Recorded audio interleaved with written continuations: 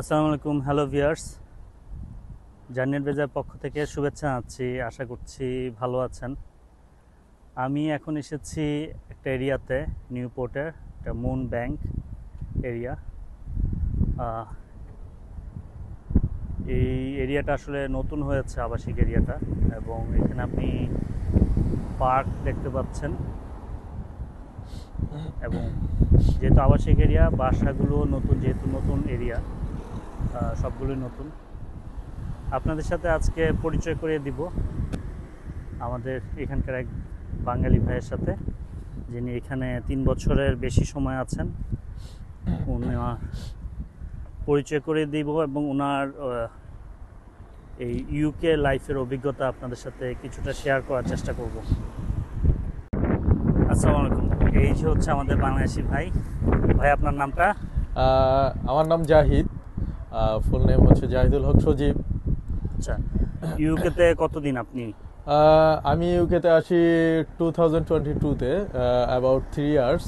আচ্ছা, তো এই 3 বছরের লাইফে আপনার অভিজ্ঞতাটা যদি আমার সাথে শেয়ার করতেন, বিশেষ করে আপনার স্ট্রাগল, অথবা প্রথমে এসেই তো আপনি স্বাভাবিকভাবে সবকিছু একরকম পাননি, তো কিভাবে নিজেকে অ্যাডজাস্ট করলেন এই পরিবেশে এসে? বেসিক্যালি আমি একটা কথা বলতে চাচ্ছি, সেটা হচ্ছিল কি, আমরা অনেকেই শুনি বাংলাদেশ থেকে যে ইউকেতে থাকতে হলে অনেক স্ট্রাগল করতে হয়, অনেক কিছু ফেস করতে হয়। আসলে এটা ট্রু 100%। বাট এরপরও কেউ যদি ইউকেতে এসে যদি স্ট্রাগল করার মেন্টালিটি থাকে, হার্ডওয়ার্ক করার মেন্টালিটি থাকে, টুডে টুমোরো সে ভালো কিছু করতে পারে। তো আমিও যখন আসি ইউকেতে, তখন আমি অ্যাটলিস্ট বাংলাদেশে ব্যাংক জব করতাম। তো ওইখান থেকে ব্যাংক জব ছেড়ে আমি মানে কোনো প্ল্যানিং ছাড়া আমি ইউকেতে চলে ভাই, আসছি। কোন ব্যাংকে ছিলেন? আমি ন্যাশনাল ব্যাংকে ছিলাম, ন্যাশনাল ব্যাংকের হেড অফিসে। তো আমি তখন ফার্স্ট আসি ইউকেতে। ইউকেতে আসলে অ্যাকচুয়ালি আমার ফ্যামিলির কেউই ছিল না, আমি একা চলে আসছিলাম। তো আসার পরে হচ্ছে হলো শুরুতে একটু প্রবলেম ফেস করতে হয়েছে। তখন হচ্ছিল বাসার খুব ক্রাইসিস ছিল। জব আসলে আছে ইউকেতে, জব পাওয়া যায়, কিন্তু বাসা খুব ক্রাইসিস, বাসা পাওয়াটা। তো অনেস্টলি হচ্ছিল, এটা কি সেই নিউপোর্ট, সেন্ট্রাল লন্ডন থেকে প্রায় 200 কিলোমিটার দূরে, হ্যাঁ নিউপোর্টেও কি একই অবস্থা? হ্যাঁ, আমি যখন আসি, আমি হচ্ছিল আসার পরে আমি ফার্স্টে চলে আসি কার্ডিফে, ওয়েলসের রাজধানী কার্ডিফ। তো কার্ডিফে আমি 3 মাস স্টে করি। 3 মাস স্টে করার পরে হচ্ছিল আমি নিউপোর্টে মুভ করি। তো তখন নিউপোর্ট, কার্ডিফ, সোয়ানসি, মোটামুটি সব জায়গাতেই খুব ক্রাইসিস ছিল বাসার। তো সামহাও আমার হচ্ছিল ফেসবুকে এক ছোট ভাইয়ের সঙ্গে পরিচয় ছিল। ওরে আমি বাংলাদেশে কখনোই দেখি নাই। তো ও যখন দেখলো যে আমি ইউকেতে আসছি, ও তখন হচ্ছিল কার্ডিফে থাকতো। তো ও আমাকে হচ্ছিল ফেসবুকে নক করলো যে ভাইয়া আপনি কোথায় আছেন। তখন আমি হচ্ছিল কার্ডিফে এসে মাত্র নামলাম। তো ওরে বললাম যে আমি কার্ডিফে আসছি। তো বললো যে ভাই আপনি কোথায় উঠবেন। তো আমি বললাম যে ভাইয়া আমি আসলে কোনো প্ল্যানিং ছাড়া আমি চলে আসছি। এটা মানুষ শুনলে হাসবে যে কোনো প্ল্যানিং ছাড়া মানুষ বাংলাদেশ থেকে কিভাবে ইউকেতে চলে আসতে পারে। তো আমার তখন হচ্ছিল কোনো হোটেল ম্যানেজ করা ছিল না, কোনো বাসা ম্যানেজ করা ছিল না, ইভেন আমার কোনো রিলেটিভসও ছিল না এখানে। ও আমাকে বললো যে ভাইয়া আমি তো একটা হোটেলে আছি, আপনি চাইলে হচ্ছিল আমার সাথে শেয়ার করতে পারেন। তো তখন আমি ওর সাথে উঠলাম। ওঠার পরে হচ্ছিল পরের দিন ও একটা বাসা ম্যানেজ করলো ওর জন্য। ওই বাসাটা যেখানে ম্যানেজ করলো, ওই রেফারেন্সে ও আমাকে একটা বাসা ম্যানেজ করে দিল। আচ্ছা, আমি 2 দিন হচ্ছিল হোটেলে থাকার পরে ওই বাসাতে উঠলাম।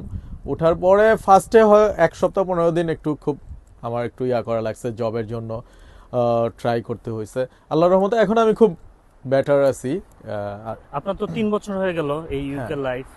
হ্যাঁ তো আপনার অভিজ্ঞতা থেকে আপনি, যারা নিউ কামার, হ্যাঁ বিভিন্নভাবে আসছে, অনেকে স্টুডেন্ট ভিসাতে আসছে, অনেকে স্পন্সরশিপ ভিসাতে আসছে, বিভিন্ন ভিসা ক্যাটাগরিতে অনেকে আসছে।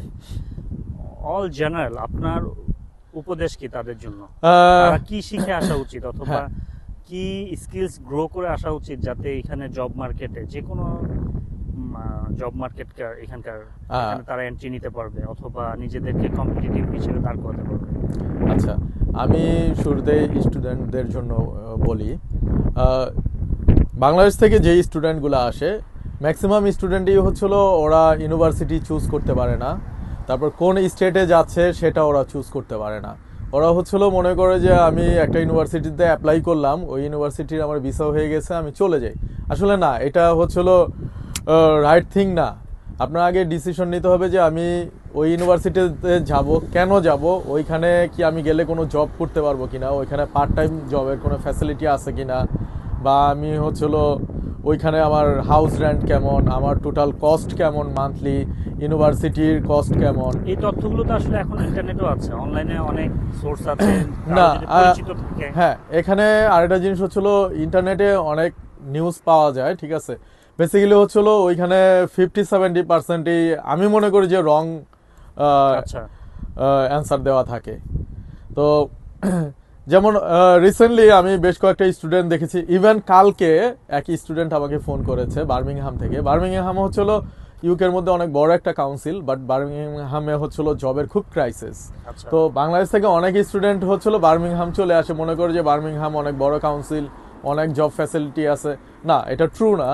আপনি আমাদের নিউপোর্ট হচ্ছিল খুব ছোট্ট একটা কাউন্সিল, বাট এখানে জবের অনেক ফ্যাসিলিটি আছে।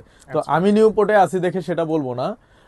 নিউপোর্ট মোটামুটি একটা ইন্ডাস্ট্রিয়াল এরিয়া, এখানে জব ম্যানেজ করা পসিবল। তো আমি স্টুডেন্টদের ক্ষেত্রে বলবো যে তোমরা যেখানেই যাও না কেন, অবশ্যই আগে ওই জায়গা সম্পর্কে স্টাডি করো, ওই জায়গা সম্পর্কে জানো, ওইখানে খরচ কেমন, হাউস রেন্ট কেমন, তারপর হচ্ছিল জব ফ্যাসিলিটি কেমন আছে, এগুলো জেনে দেন তোমরা মুভ করো। আচ্ছা। এরপর হচ্ছিল স্কিলস সে কিভাবে নিয়ে আসতে পারে, কি স্কিলস নিয়ে আসতে পারে যেটা দিয়ে সে- আসলে স্টুডেন্ট তো স্টুডেন্টই, স্টুডেন্টের আসলে পার্ট টাইম জবগুলোর জন্য হচ্ছিল আপনি স্কিল চিন্তা করে আসলে আসলে আপনি পার্ট টাইম জব ম্যানেজ করতে পারবেন না। সব জবে তো স্কিল জবগুলোতে আসলে বেসিক্যালি ওইভাবে পার্ট টাইম করা যায় offer না, করা। করা যায় না, ঠিক আছে। তো আমি স্টুডেন্টদের জন্য আর একটা জিনিস বলতে পারি, তোমরা যখনই আসো অবশ্যই হার্ড ওয়ার্ক করার মেন্টালিটি নিয়ে আসবা। আরেকটা জিনিস চিন্তা করে আসবা যে অবশ্যই আমি যেই জব পাই সেই জবই আমি করব। আমি আল্লাহর মধ্যে খুব ভালো জব করি, খুব ভালো আছি এখন। আমি শুরুতে হচ্ছিল আমি লিফলেট বিলি করছি, এটা আমার বাসায় জানে না কেউ, ঠিক আছে, আমি বাসায় কখনো বলি নাই বাংলাদেশে। স্ট্রাগল লাইফটা হ্যাঁ, তো প্রথম দিকে থাকে হ্যাঁ, দেশের মাটিতে। আমি নিজে লিফলেট বিলি করছি, আমি নিজে রেস্টুরেন্টে জব করছি, ঠিক আছে। এই মেন্টালিটি নিয়ে আসতে হবে, ঠিক আছে। যদি এই মেন্টালিটি কারোর থাকে তাহলে তোমরা আসো, যদি না থাকে আমি বলবো যে তোমরা এসো না এই দেশে, তোমাদের জন্য ইউকে না।